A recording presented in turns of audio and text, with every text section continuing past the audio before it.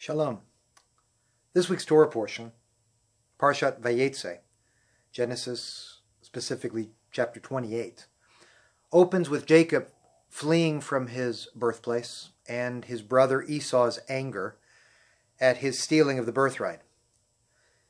Jacob is all alone. He's frightened. He's scared for what this new chapter of his life will look like. At night, under the stars, Jacob dreams of a ladder that stretches up from earth to heaven. And the Torah describes the dream.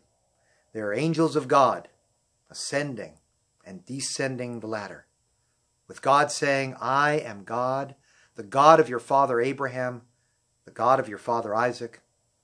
I am with you. I will guard you." Jacob awakes from the dream. He's no longer afraid and says, "This is the house of God. This is a gate of heaven." It's a famous story. Gorgeous imagery.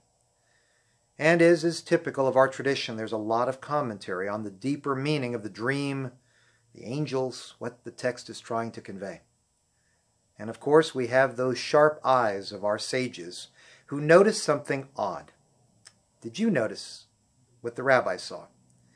The text says, "V'hinei malachei Elohim," and behold, the angels of God, olim v'yordim bo, were ascending and descending the ladder.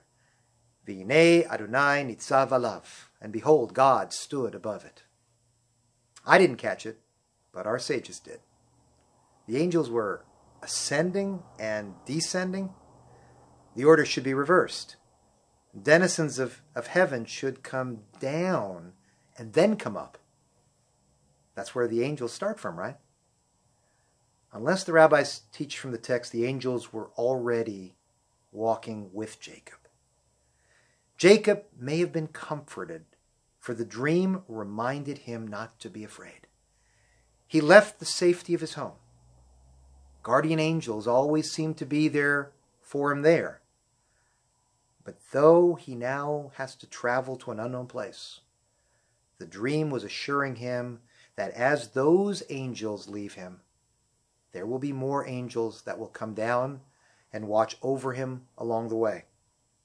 Jacob will never be alone, and God will always stand atop, watching out for him. Now, my friends, I don't know whether you believe in angels, how your tradition understands that idea, but I like to approach angels seriously, not literally, to paraphrase the great Jewish philosopher Emil Fackenheim. To make our way through the wilderness of life is scary at times.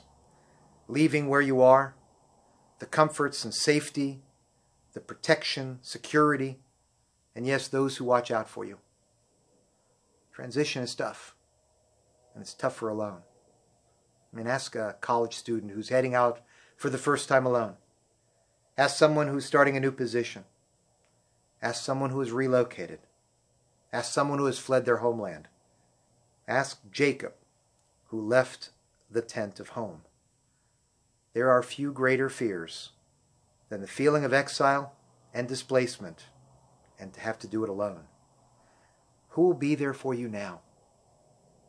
We love knowing God is with us, but it is comforting to know that there are angels who are descending to replace the angels we've left behind. People who will be there for us, offer us comfort, friendship, and kindness in a new location. The dream was telling Jacob he will have those along the way, and that comforted him. As we approach this holiday season, a time of family and joy, warmth and light for many, unfortunately, it can be lonely for many who are away from family, in a new place, all alone. Let us all be among those who descend from heaven and who offer the promise that comforted Jacob that night. May we be among those who, because of our love and kindness, cause others to say as Jacob did when he awoke, "This is a house of God. This is a gate of heaven." Shabbat Shalom.